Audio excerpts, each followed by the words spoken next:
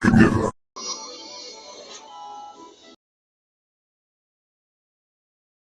Este es mi mundo y yo controlo todo.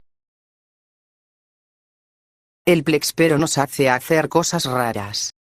Si es cierto y yo nunca estaría con Flaky, ella es muy miedosa y nos sobreexplota y siempre quiere que mueras. Mierda, Plexpero, por favor deja de hacer esto. No, yo seguiré haciendo esto, gano mucho dinero y me encanta el 660X Flaky. Bien hecho, Loki.